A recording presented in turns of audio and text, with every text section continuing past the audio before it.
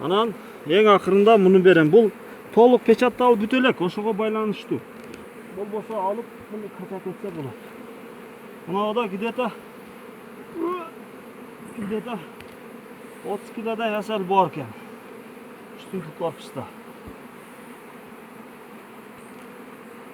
Бул бошо баягы видеого тарткан неме?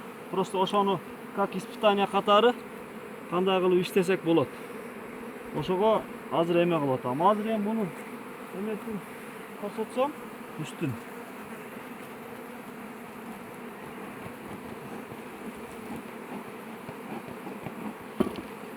Эгерде мына 3-чү этажды дагы мынаны разрез бергенимде токуп полный асал бал куйган болсо, значит Канаданын технологиясы биздин Кыргызстанда дагы 100%ке иштейт деген сөз.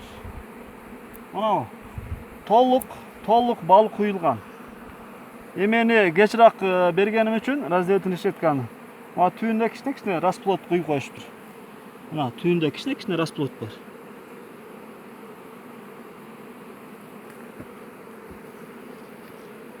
Мынанда мисочканы топ коюштур. Матка жок бирок буякта.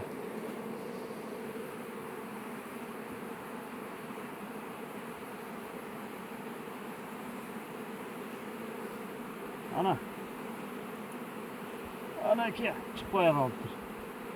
Sonra ikisine çekesinin ortaga tıkıp saldım bana. Toluğurak olsun bana.